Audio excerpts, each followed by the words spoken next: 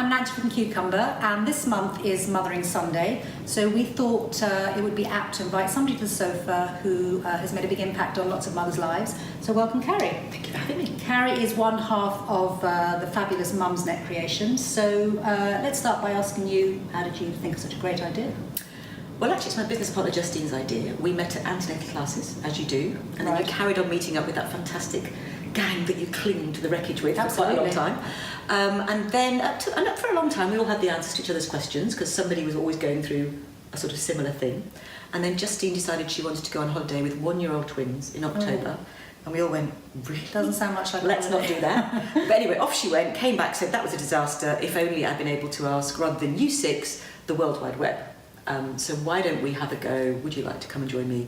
I'm trying to create some sort of peer-to-peer advice and system, which sounds so obvious now. It sounds like that's what everyone does. But there was no TripAdvisor, Google or Amazon. I've still got the email that says, you've got to try this amazing site. It's called Google. Yeah.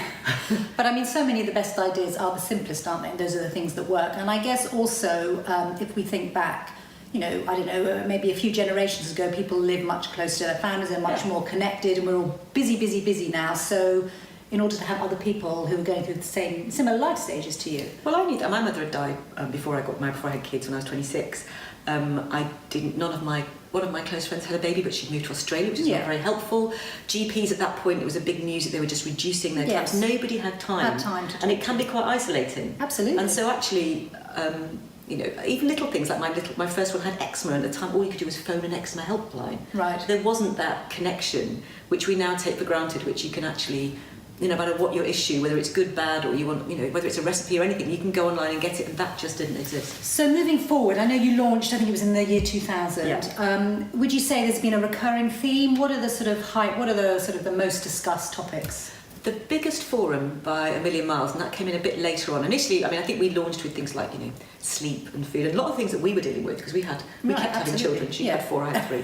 Kept going on. But actually, the theme that came out from Mumsnet was people saying, am I being unreasonable?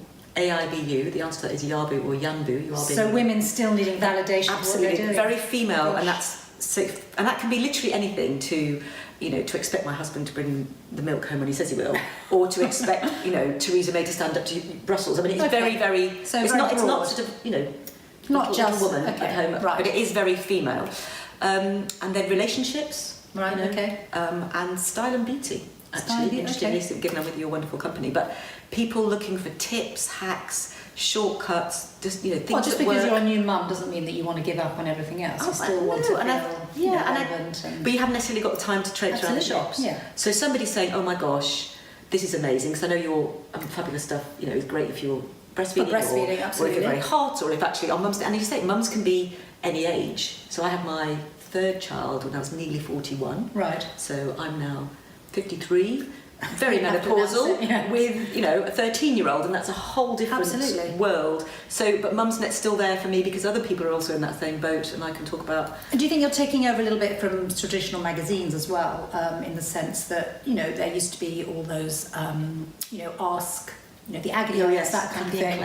Exactly. So now you can ask other people going through similar life stages to you. And also this, I think the big thing with Mumsnet, the one big thing was we were never experts. Occasionally my children would toss that at me. Call yourself a parenting guru, call yourself an expert. But we were never experts. We were facilitating other people, advising each other, and with the idea that there was definitely more than one way to raise a family, one way to do things. You could be working, you could be not working part-time. And I think that's very much, young mum. I agree with you, is that women today are doing all different things at all different ages.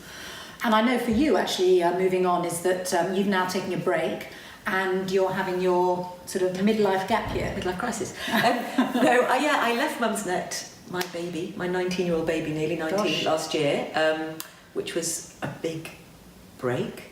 And everyone keeps saying, what are you doing next? Which is a horrible question sometimes, but I'm basically doing all the charity work I did before, a bit more of. But actually, I've decided to give myself a sort of grown-up, not very grown-up gap year, because I think time's the most precious thing we have. Absolutely. We don't get it, and I'm very fortunate to be able to do that at the moment. So, but I've discovered that when you have a gap year at 53, you don't really go anywhere. You stay home and you sort of visit yourself. Self-reflect. You visit yourself and you spend time with your teenagers. It's a bit like having a maternity leave, but without the baby. You've now got teenagers, one at university, and my dad, who's 87, who I want to spend time with. Absolutely. And so I'm just sort of So doing all that. all your years of, seeing all the different questions from all over the world, what's the kind of one thing you would take away that, well, you were saying style and beauty, is there a particular thing that resonates with you as being a mother and sort of being exposed to all these other mothers' questions and queries? It's a really good question. I mean, style and beauty-wise, I found a few things on Mumsnet that I always say, I'd advertise free. I went from having a bad hair life to, it's not a great hair life, but it's kind of 2 days after a blow job. Yeah. Blow dry. I said blow dry. 2 days after a blow dry is what it's not, but that's for fabulous big hair. Right. I love it. So in terms of style and beauty, a bit of free advertisement with that, I would go to the end of the earth for them. But I think the biggest thing, and the thing that makes me most proud of Mumsnet, is the kindness of strangers. Absolutely. And I think that the internet gets a lot of stick, quite rightly. But at the times in my life when I've had breast cancer, things have happened, and I've gone on to Mumsnet as me, and not there as are people the out there co-founder. too. And people have been incredibly kind. Okay. Well, thank you very much for sharing this. Happy Mother's Day. Happy Mother's Day, and we look forward to beautiful cucumber clothes. They're beautiful, and they wick away the sweat, and they're absolutely marvellous. So what go more can now. I say? Get some. Actually, send this to the men in your life, and then tell them that what you really want for Mother's Day is some cucumber clothing. Okay. This is perfect for breastfeeding, but those days are behind me. Very much behind me, can I tell you? But we look forward to seeing and hearing about what you're up to. And I look forward to seeing and hearing about more of you as well. Thank you very much.